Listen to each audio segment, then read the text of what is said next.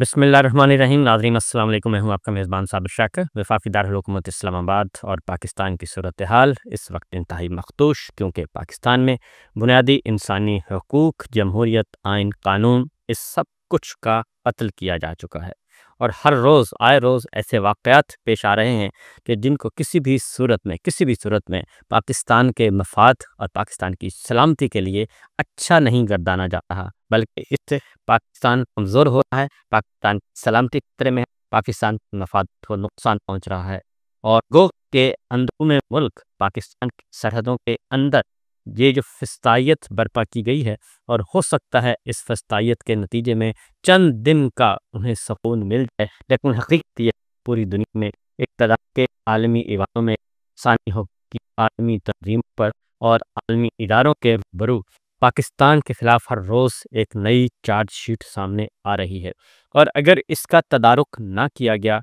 तो यकीन जानिए कि इससे नुकसान सिर्फ़ और सिर्फ पाकिस्तान का होगा, पाकिस्तान के मफादात को नुकसान पहुँचेगा, और ऐसा नुकसान पहुँचेगा कि जिसको हम बाद में वो ठीक भी नहीं कर सकेंगे,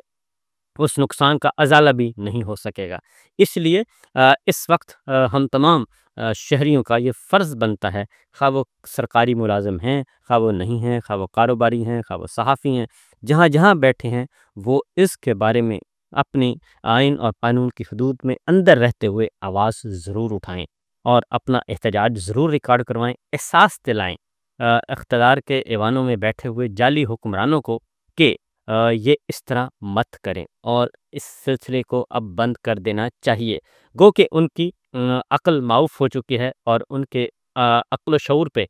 इक़्तिदार का नशा, ताकत का नशा, ओहदों का नशा, वो जो है उसने उनको पागल बना दिया है। इलाज का कोई इम्कान नहीं, लेकिन अल्लाह से ज़रूर दुआ करनी चाहिए, हो सकता है अल्लाह ताला उन्हें हिदायत दे दें।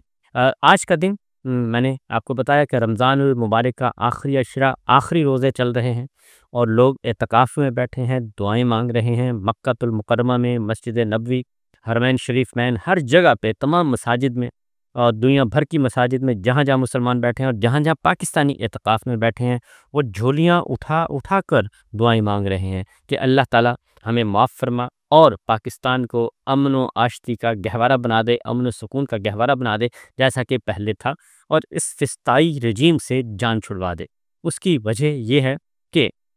ये कोई पॉलिटिकल विक्टिमाइजेशन से भी ये बात आगे निकल चुकी है। ये सियासी इंतकाम से नहीं, बल्कि अब तो ये पूरी पाकिस्तानी कौम को दुश्मन तस्वर कर लिया गया है, और ताकत का एक ऐसा खेल खेला जा रहा है कि जिसका अंजाम और जिसका इख्तिताम जो है वो तबाही ही तबाही होती है, इसके अलावा और कुछ नहीं होता। आज का दिन ये था कि वहीद मुराद सहाफ़ी, उनको हथकड़ियों में लाया गया और हथकड़ियों में अदालत में पेश किया गया, और उन्होंने बताया कि जब से उनको उठाया है उनके चेहरे पर पर्दा डाला हुआ है और नकाब डाला हुआ है, आंखों में पट्टियां बांधी हुई हैं। लाने से आधा घंटा पहले उनकी पट्टियां खोली गईं और उनको अदालत में पेश किया गया। और उन पे इल्ज़ाम क्या है? इल्ज़ाम ये है कि उन्होंने सरदार अख्तर मेंगल साहब, जो कि बलूचिस्तान के लीडर हैं, साबिक वज़ीर आला हैं, और हाल ही में उन्होंने कौमी असम्बली की नशिस्त से इस्तीफ़ा दे दिया एहतजाजन, कि वो इस निज़ाम से बिल्कुल मायूस हो चुके हैं, और अपने दोनों सेनेटर्स को उन्होंने इस्तीफ़ा दिलवा दिया,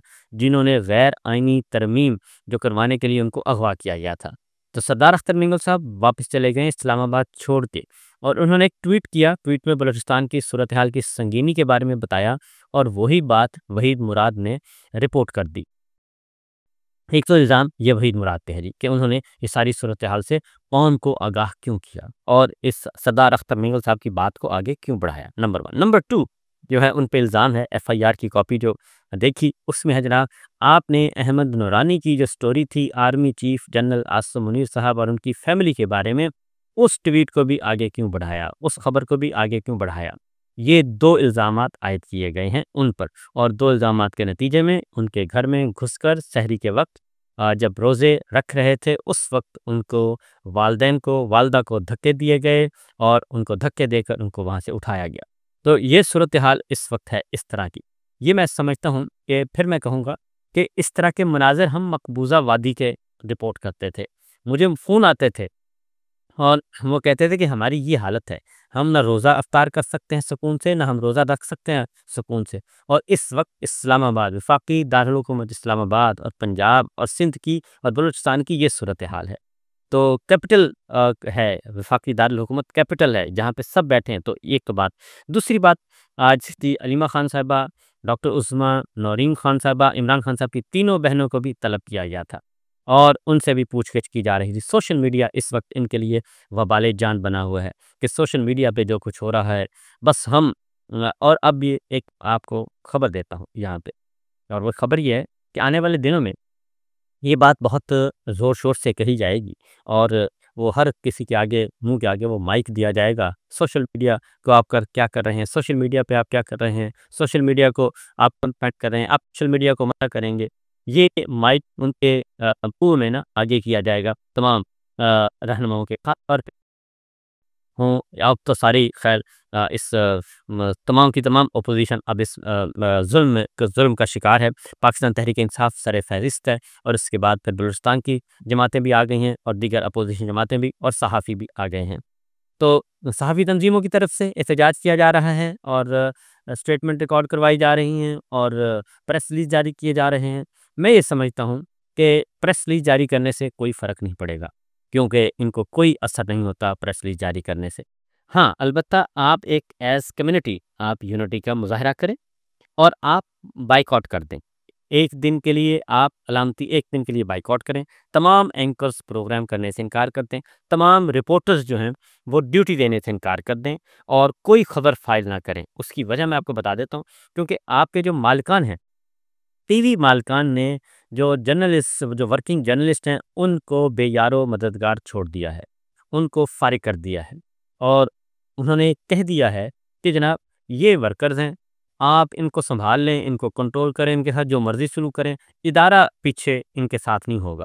ہم آرام سے سکون سے اپنا کام اپنا کاروبار کریں گے، آپ نے جو کرنا ہے کر دیں، کسی کو آف ایئر کرنا ہے آف ایئر کر دیں، کسی کو نوکری سے کہیں کہ ہم نوکری سے نکال دیں گے، ہماری ذمہ داری نہیں ہے، یہ ذمہ داری آپ کی ہے، لہذا ہمارے مفادات جو مالی مفادات ہیں ان کو کوئی نقصان نہیں پہنچنا چاہیے، ہماری فیکٹریاں، ہمارے کاروبار، ہمارے کارخانے اور ہمارا دھندا جو ہے وہ چلتے رہنا چاہیے۔ تو وہ دھندا یہ تو ہے ٹی وی مالکان کا، تو لہٰذا اب رہ گئے ورکنگ جرنلسٹ۔ تو ورکنگ جرنلسٹوں کے پاس بس ایک یہی ہے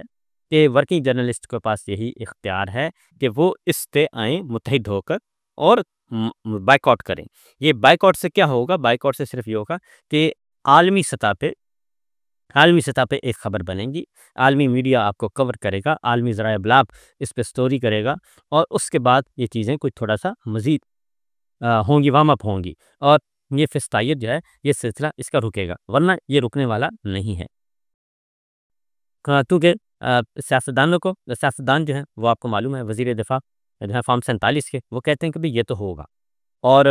جو بھی حدود کراس کرے گا یہ ہم کریں گے، یہ صحافی حدود کراس کرے گا وہ بھی، اور سیاستدان کرے گا وہ بھی، یعنی کہ اپوزیشن کے لیے اور میڈیا پرسنز کے لیے اب کوئی سپیس نہیں ہے، اب اس طرف یہ سارے کے سارے بڑھ رہے ہیں، لہذا ذرا ہوش کے ناخن لینے چاہیے اور یونٹی شو کرنی چاہیے۔ نعرے بازی سے ان کو کوئی فرق نہیں پڑنا، اور پریس ریلیز جاری کرنے سے ہماری صحافتی تنظیمیں جو پریس ریلیز جاری کر رہی ہیں کوئی فرق نہیں پڑے گا، بائیک آؤٹ کریں۔ بائیک آؤٹ بڑی اسٹرینتھ ہوتی ہے، بڑی قوت ہوتی ہے۔ ایک دن اگر تمام رپورٹرز، تمام تنظیمیں مل جائیں اور ایک دن کے لیے یہ کہیں کہ آج ہم نے کوئی خبر فائل نہیں کرنی، آج ہم فون پہ ہم بیپر نہیں کروائیں گے، اور اس کے بعد آپ دیکھیے گا کہ ان کے جب بلٹن بند ہوں گے نا، تمام ٹی وی چینلز کے جب بلٹن بند ہو جائیں گے، تمام خبریں ادھر فائل ہی نہیں ہوں گی، اور یہی کام ڈیسک والوں کو بھی کرنا چاہیے، ان کو بھی بائیک آؤٹ کرنا چاہیے، کیونکہ ان کو بھی اٹھایا جا رہا ہے، وہ بھی یہ کام کریں۔ ٹی وی چینل ایک دن بالکل کچھ خبر نہیں دیتے ہوں گے، بند پڑے ہوں گے، تو پھر میں دیکھوں گا کہ یہ ٹی وی مالکان جو ہیں وہ کیسے اپنے ملازمین کو، اپنے جرنلسٹ، ورکنگ جرنلسٹ کو کیسے نکالتے ہیں اور کیسے آف ایئر کرتے ہیں، اور اپنی اس لڑائی سے اپنے آپ کو کیسے الگ تھلگ کرتے ہیں، کیونکہ یہ مال و دولت تو آپ لوگوں کی وجہ سے ہے، آپ کو تو ملتے ہیں چند ہزار، چند لاکھ، اور یہ چند کروڑ اور چند ارب جو ہیں وہ اس سے جو بنتے ہیں وہ تو ٹی وی مالکان بنا رہے ہیں، اس لیے یہ کام ضرور کیجیے گا، اور جب تک یہ کام نہیں کریں گے اس وقت تک یہ ممکن نہیں ہے، ورنہ ٹی وی مالکان آئیں اور اس کا حصے دار بنیں، میڈیا مالکن آئیں اور اس کا حصے دار بنیں، اور یہ ملک ہمارا بھی ہے، ان کا بھی ہے، اور اس ملک سے جو کچھ بھی مال بنا رہے ہیں ان کا بھی یہ سارا کچھ ملک ہے، لہٰذا اس پہ کریں گے۔ عمران خان صاحب نے ایک بات کی ہے، انہوں نے کہا جی 26ویں آئینی ترمیم کے بعد عدلیہ کا نظام مکمل طور پر تباہی کا شکار ہو چکا ہے۔ 9 مئی کے جھوٹے مقدمات میں میری ضمانت قبل از گرفتاری کا کیس کئی ماہ کے بعد لاہور ہائی کورٹ بینچ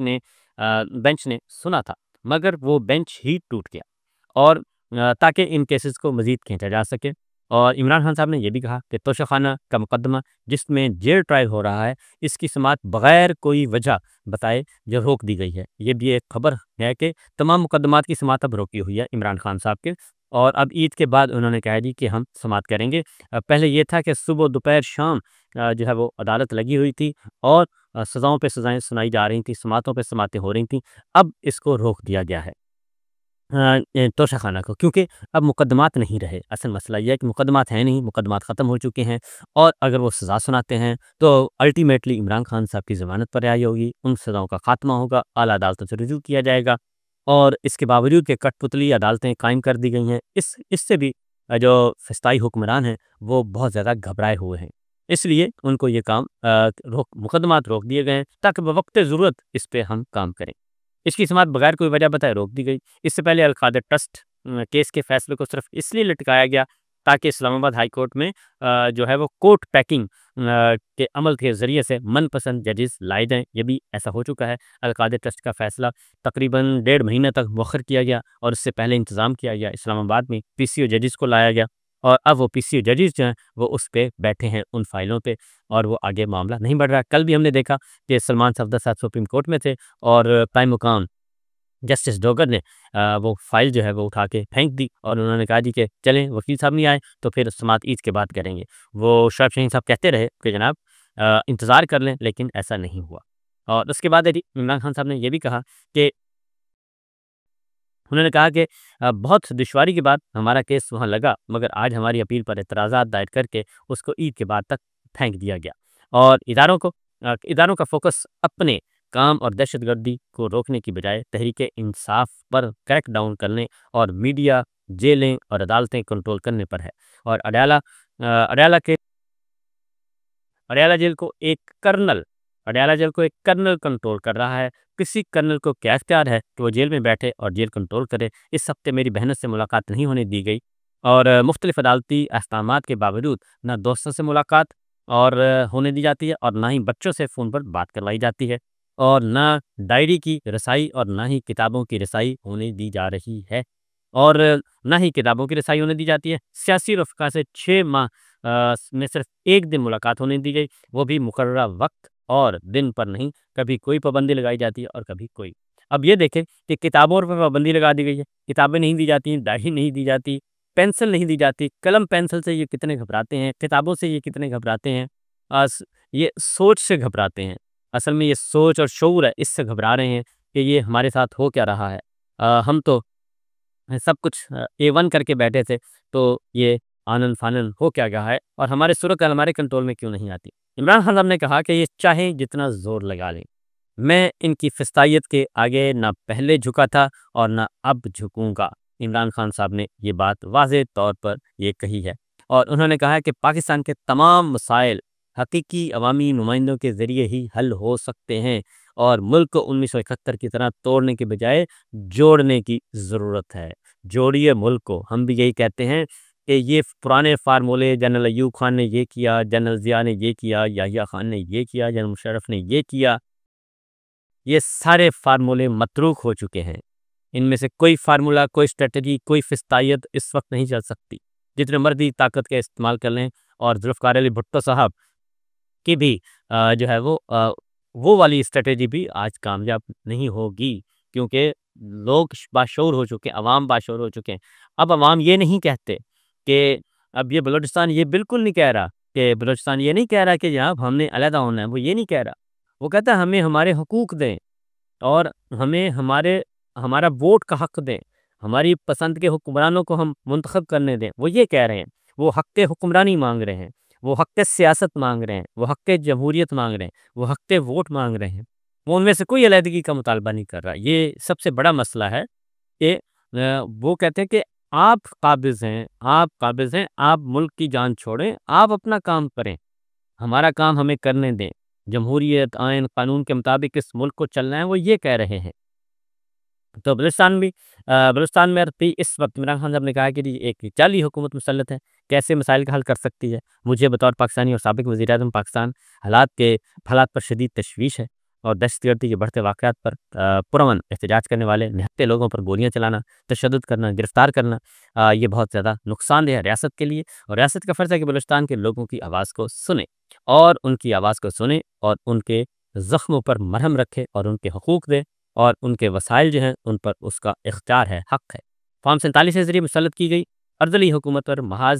ہر محاذ پر ناکام ہے، اور ان کی خارجہ پالیسی ناقص ترین پالیسی ہے۔ افغانستان کے ساتھ بات چیت، انہوں نے کہا کہ افغانستان کے معاملے میں عمران خان صاحب نے کہا کہ 2200 کلومیٹر طویل سرحد ہے، اور ہماری پالیسی کے مطابق ہم نے اپنی پالیسی، افغان پالیسی لے کے آئے، اور اس کے بعد پاکستان میں 3.5 سال امن رہا مکمل طور پر ہمارے دور اقتدار میں، اور اس کے بعد یہ پھر جو بائیڈن کی پالیسی پہ انہوں نے عمل کیا، اور جو بائیڈن کی پالیسی پر امپورٹڈ سرکار نے جب عمل کیا تو اس کے بعد سے لے کے اب تک پاکستان پھر بدامنی کا شکار ہو چکا ہے۔ تو میں اس طرف یہی کہوں گا جناب تمام طاقتور